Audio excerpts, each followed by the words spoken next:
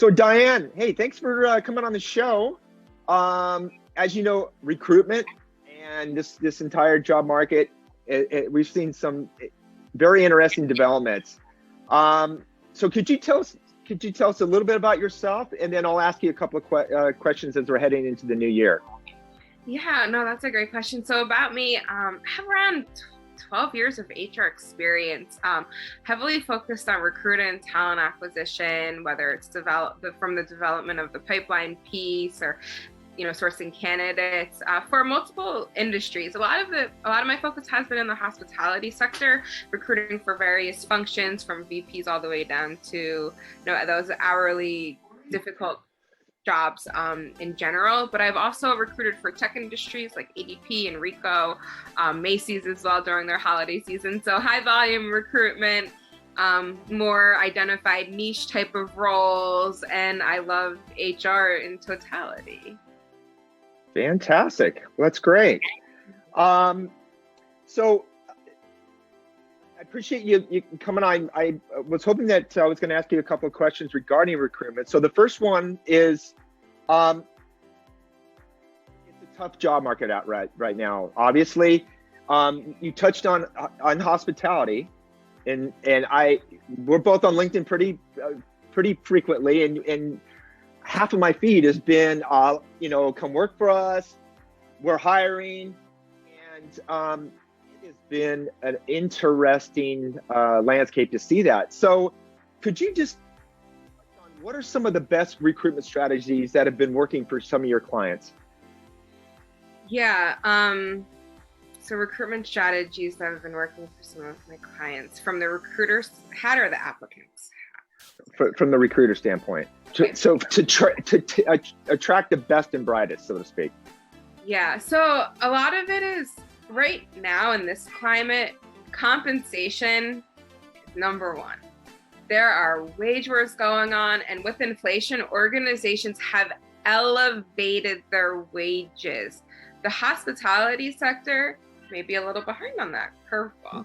You want to elevate your wages, because the marketing professional that you want to hire, or that front desk professional you want to hire, they will go into another organization. They will get $10,000 more if they continue to interview, which they probably will in this environment. It's an applicant environment. So number one would be wages. Number two is tap into your employees. Right, tapping into your employees. Do they know people? Because that relationship is already sort of been built, and that trust has been built. And a lot of them, a lot of people, they don't want to break the trust. They're not going to refer bad people. Their reputation is, it's critical. So I think tapping into there, and then also just putting it all out there on social media, whether it's LinkedIn, Facebook, depending on the role. If it's, stewarding position, maybe Facebook. Indeed, you want to make sure that all your job boards aggregate out into everywhere. Google, job, ZipRecruiter, and whatever, of course, is in your local market. Craigslist honestly works as well for those hourly type of roles. It really depends on the role and what we're sort of recruiting for, where you want to target and actually advertise on it. But I would say that the two, in terms of the best candidates and retention, it will be within wages and probably tapping into your current FTE. Great. That's some fantastic insight. Now, when I see some of the listings and opportunities that come up, they're not posting salary ranges, or some of the other benefits. What could you include in some of the messaging or verbiage when you're posting some of these jobs that are going to get the attention of a possible candidate that goes beyond come work for us or we're hiring? Because I see a ton of that, but it's almost like there's so much of it now. Nothing stands out to me. So is there some trigger words or some other things in there that may catch more attention? Yeah, that's a really good question. Oh, that is a good question. I think I align myself with you. You just see, a group sales manager is open in Philly, or a kitchen positions, or a chef positions open in Arizona, and it's like, what do we do to make it stand out, right? Sure. I think there's a few directions you could go. You could talk about how you're the best in class employer, how employees are working with you, try to get buy-in in a different way than just oh, we want you to work for us, right? If the wages aren't competitive, and we kind of know that, unfortunately, because that is the current landscape, and we don't know when they're gonna drive up, just due to revenue streams, right? Sure. I wouldn't talk about competitive wages, because you will have candidates with expectatations, and they're coming in thinking, oh, I'm working for a hotel that pays the most, and it's fake news. So I wouldn't necessarily lie, but I would probably the intro piece to the organization can talk about how, the great employees you have, maybe even retention during COVID, if you had retention, how many came back.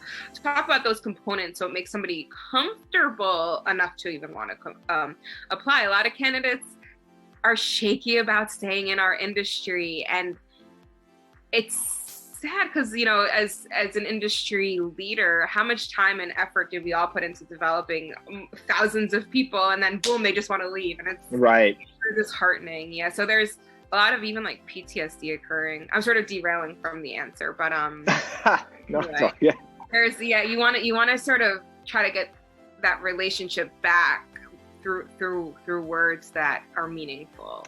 Absolutely. Wonderful. So what are some of the biggest challenges that you're seeing as we're 2 weeks into 2022? I'm sure some things that are coming up, and so what are some of the biggest challenges that employers are facing right now?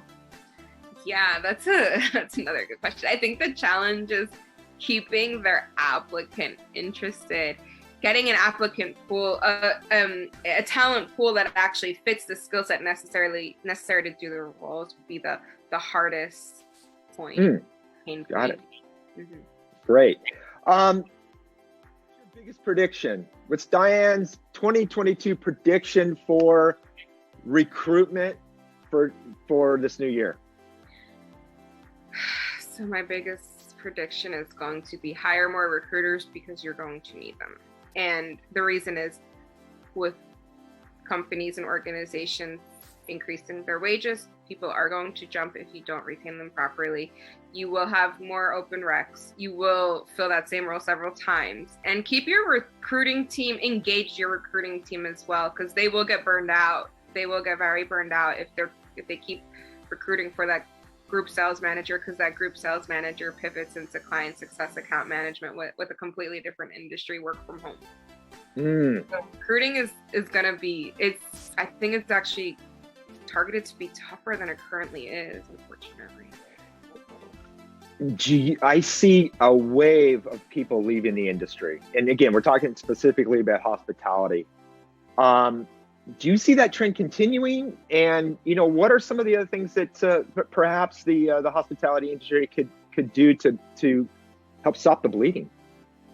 Yeah, so I definitely see it continuing. I think as hospitality, there needs to be, are we talking about on property or corporate, or across the board? I mean, I see high level executives leaving for a completely different industry, as well as those that are in sales. They've had enough, and obviously the pandemic, I think, has opened up their eyes and other possibilities. And if there's any, not necessarily silver lining to any of this, but I think it's changed the perception or the way that we think about how we can do our jobs better, right? I mean, it's now I get on these Zoom calls, I see people with dogs in their lap, and there might be a kid in the background, that's trying to talk to mommy. It's all acceptable now, and it's part of, I think, the humanality that we've got personal lives that also are aligned with our professional lives, and sometimes they blend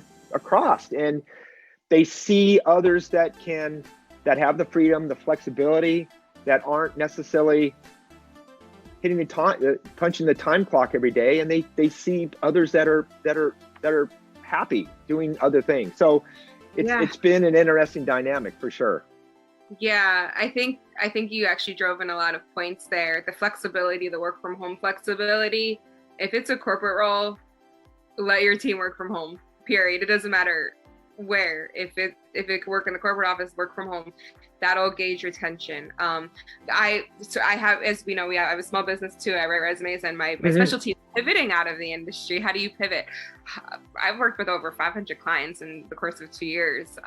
They all want to leave. for multitude of reasons. Number one, the flexibility, they have to go in, they have children, they don't have children, they want to work somewhere else. Sure, right? absolutely. If you want that talent, you have to be flexible with work from home. And then a lot of hospitality organizations like to revert back to the old ways. It may never happen. We see Google sort of going in that direction. Eventually they might have to go into the office, or there's some key players in there that, eventually they'll have to, but it might not happen. So you want to align yourself with these key players, because those key players are getting your team. They are getting your team. I've seen people be hired in Salesforce, Facebook, Google from hotels, right? So you want to just align yourself with these big dogs and make sure that compensation is there too. Wow. So like a story that just happened, an HR professional, she was an HR professional in property, in hotels, right? In hospitality. She pivoted to another industry doing recruiting, right? So it's just one function, from many hats to one function. She received literally a $55,000 pay increase. Wow. I'm sorry? And you're in HR, right? Wow. I think the alignment would be there with pay, but there's so many gaps. So the competitive landscape right now, it's really about wages and about work from home flexibility, understanding there's other needs. Also, don't expect 60 hours anymore. Don't expect 60 hours. If you can create a 4-day work week for a person, or maybe, whatever, maybe a 10-hour 4-day work week, or just 4-day work week in general, utilize creative methods to make them stay. They will meet KPIs on a 4-day work week, and that's a guarantee. They'll be more focused, way more focused, because they know Friday they have off. So right. Those are just for you. Yeah. Yeah, it's funny you'd mentioned the KPIs, because when are we going to pivot from a task-based job where you're checking off the boxes of things that you should be doing and go to an outcome-based position, right? Where you work, the things that you do don't always correlate to an outcome, because ultimately, especially, and I'm talking specifically about sales, if you're an owner or a GM, you're looking for more revenue out of a sale. It's not a mystery, right? So if even from my agency staff, if my writers or my content creators are best performing beachfront with their toes in the sand, and they're doing a better job versus a 9-to-5 position, I'm looking for the outcome. I don't necessarily am looking for those because they're going to adhere to those traditional tasks of checking off boxes. So I'm hoping that we pivot. All industries are pivoting more towards that outcome-based relationship with their team and their employees. Mm-hmm. And you're right. I mean, prime example, I write best in the morning. Don't ask me to write anything in the afternoon. Right. Exist. It will never exist. In the morning, 7 a.m., 8 a.m., boom. I will write up a storm, and it's beautiful writing. Boom. Yes. Your point, output. Yeah, that's a great point as well. Mm-hmm. Outcome-based results versus just clocking in, checking off the boxes, no passion, just knowing you have to, deliver and then leave to go cook dinner, whatever it may be. Exactly. That's exactly right. Well, hey, this has been fantastic, very enlightening, and it was wonderful to meet and chat with you about recruitment. And I hope we can do it again sometime soon. Yeah, it was fun. Thank you so much for the time. You bet, Dan. Thanks. Have a great rest of the day and a weekend. You too. Thank you, Corey.